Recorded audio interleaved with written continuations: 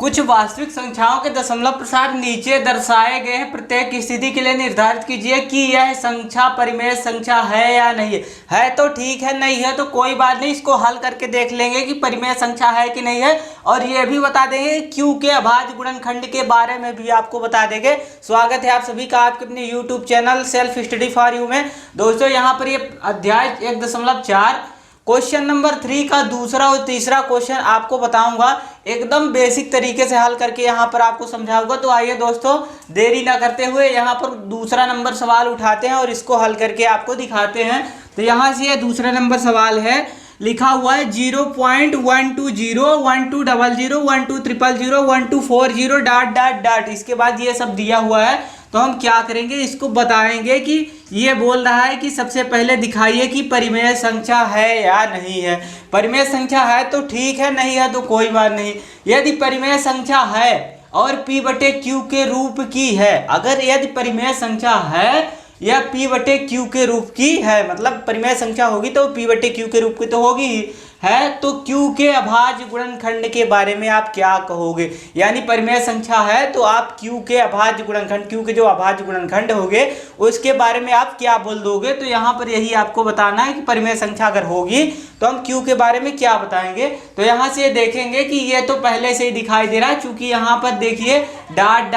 इसका मान क्या हो रहा है, पहले 120 था, फिर इसके बाद 1200 हुआ, फिर इसके बाद 12300 हुआ, फिर इसके बाद 1240 हो गया। यहाँ पर इसका मान बढ़ते जा रहा है, यानी कहने के बाद यहाँ के फिर होगा 12 फिर 50 हो जाएगा, फिर इसके बाद फिर क्या होगा 1260 हो जाएगा। ऐसे करके इसका मान क्या हो रहा है, बढ़ता जा रहा है। तो इसका क्या हो गया कि यहाँ पर तो पहली बात तो हम बोल सकते हैं कि यह क्या है, ये अपरिमेय संख्या है। क्या है, एक परिमेय संख्या नहीं है। क्या है, एक अपरिमेय संख्या है। अपरिमेय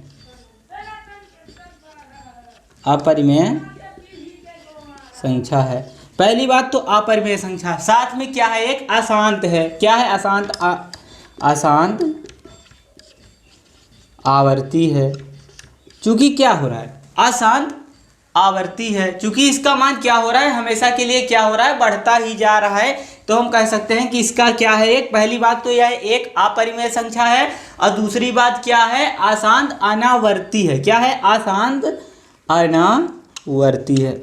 पहली बात तो हमने आपको बता दिया कि दूसरी नंबर सवाल जो है ना, क्या है, पहली बात तो अपरिमेय संख्या है, फिर इसके बाद क्या है, एक अशांत अनावर्ती। अब बोलेगा कि q के अभाज्य गुणनखंड के बारे में क्या कह सकते हो। तो हम कहेंगे कि q के अभाज्य गुणनखंड, यहाँ पर q बराबर नहीं है क्या, किसके, 2 की पावर n इंटू 5 की पावर m के रूप का नहीं है। यहाँ पर हम बोल सकते हैं q के अभाज्य गुणनखंड के बारे में, q 2 की पावर n इंटू 5 की पावर m के रूप का नहीं है। अब आइए दोस्तों, यहाँ पर क्या करते हैं, तीसरी नंबर सवाल उठाते हैं। ये तीसरी नंबर सवाल है।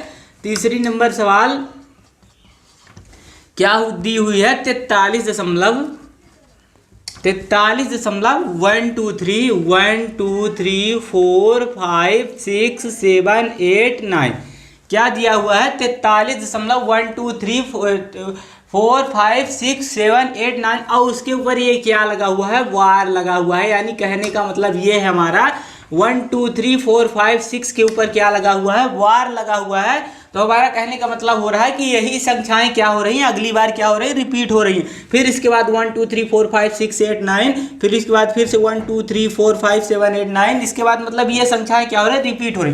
वार लगाने का मतलब यही होता है कि ये संख्याएं बार बार वही क्या होगी, रिपीट होगी। तो यहाँ से हम क्या करेंगे, इसको हल करने के लिए ये सबसे पहले मानेंगे कि माना x बराबर, इसको हम क्या कर लेंगे, मान लेंगे x के बराबर।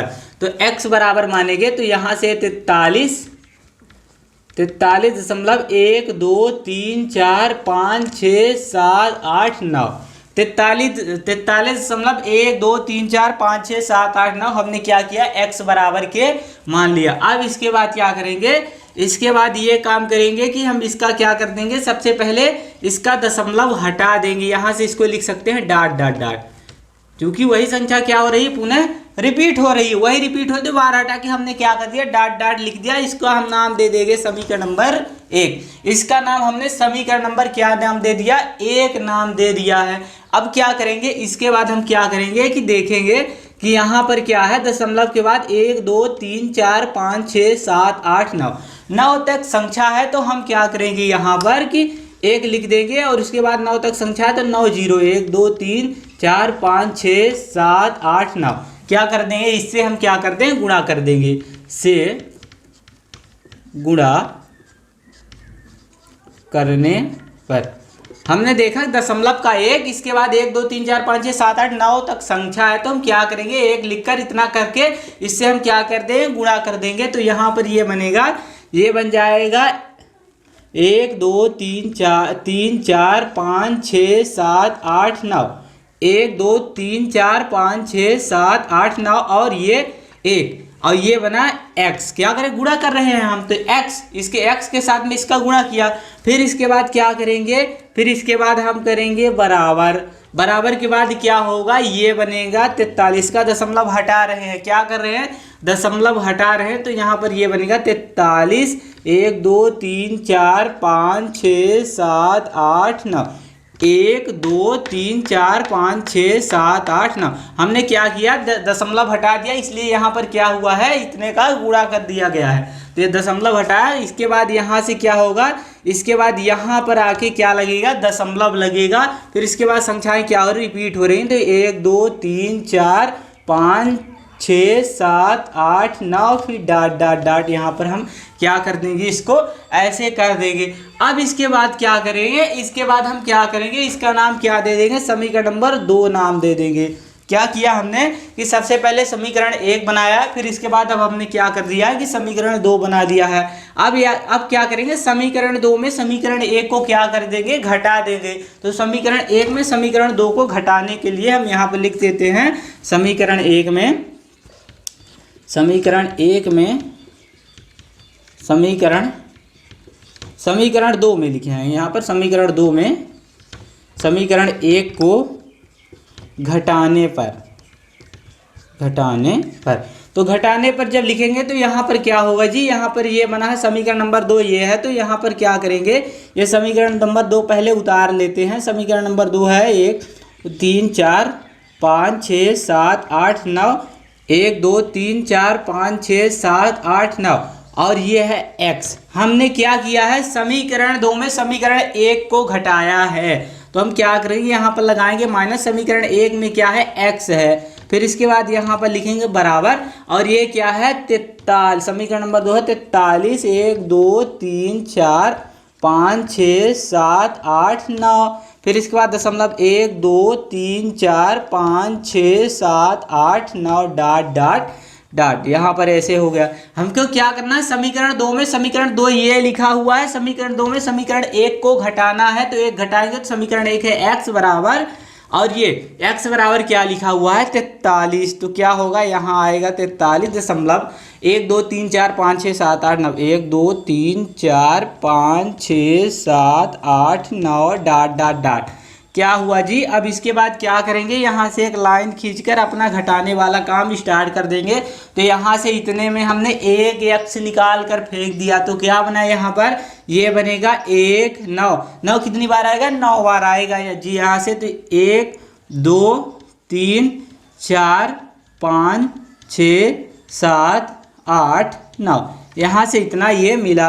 अब इसके बाद क्या होगा, ये बराबर में होगा, यहाँ से क्या करेंगे कि ये तो पद आपस में क्या हो जाएगा, कट जाएगा, क्योंकि दशमलव के बाद क्या है, संख्याएं सेम है, तो हम क्या करेंगे, इसको यहाँ से उड़ा देंगे। इसके बाद ये क्या बचेगा, 9 में 3 जाएगा तो यहाँ से बचेगा 6, और 8 में 4 जाएगा तो यहाँ से बचेगा 4, फिर ये 7, फिर 6, फिर 5, फिर 4, फिर 3, फिर 2, फिर 1, फिर 4, फिर 3, ये बना, ये इतना पद हमको क्या हो गया, मिल गया। अब यहाँ से हम क्या करेंगे, x का मान निकाल कर रख देंगे। तो यहाँ से x का मान निकालेंगे तो x बराबर मिलेगा 43 1 2 3 4 5 6 7 और ये 4 6, और ये जो संख्या इधर क्या थी, इधर संख्या जो गुणे में थी उसको अगर हमने पक्षांतरण किया तो कूद कर किस में आएगी, बटे में आ जाएगी।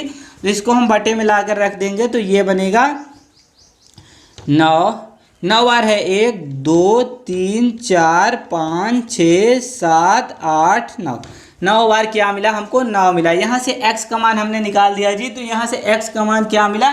इतना मिला, जो बराबर में क्या है? p/q के है, यानी हम कह सकते हैं कि परिमेय संख्या है। यानी इसमें क्या होगा? ये भाग नहीं भाग तो जाएगा, लेकिन ये p/q के रूप में ये संख्या हमको मिल चुकी है, तो हम कह सकते हैं कि क्या है? यह एक परिमेय संख्या है। अब इसके बाद यहाँ पर इसको हल करते हैं। यह एक क्या है? परिमेय संख्या है। तो परिमेय संख्या क्या है यहाँ पर लिखेंगे? यह जो एक क्या है? जो एक परिमेय संख्या है, परिमेय संख्या है, जो एक क्या है? परिमेय संख्या। अब ये प्रश्न बोलता है अगर परिमेय संख्या है तो q के अभाज्य गुणनखंड के बारे में तुम क्या बोलोगे? तो हम यही बोलेंगे कि q का अभाज्य गुणनखंड यहाँ पर लिखेंगे कि q बराबर नहीं है किसके? 2 की पावर n इंटू 5 की पावर m के रूप का नहीं है। 2 की पावर n इंटू 5 की पावर m के रूप का नहीं है, इसलिए हम बोलेंगे कि q बराबर नहीं है 2 की पावर n इंटू 5 की पावर m के। सीधी सी बात, सीधी अगर सीधे शब्दों से बोले तो यहाँ पर लिख सकते हैं q 2 की पावर n इंटू 5 की पावर m के बराबर नहीं है, यानी इसके जैसा नहीं है। तो यह क्या हुआ? इसके बारे में हम q के बारे में यही बोल सकते हैं। तो दोस्तों इसको हमने कितना एकदम आसान तरीके से आपको बता दिया है। मैं आशा भी करता हूँ कि ये सवाल आपके अच्छी तरह से दिमाग में घुस गई होगी। तो अगर वीडियो अच्छी लगी तो वीडियो को लाइक कर दो, चैनल को आंखें बंद करके सब्सक्राइब कर दो और ज़्यादा से ज़्यादा लोगों में इस वीडियो को फैला दो।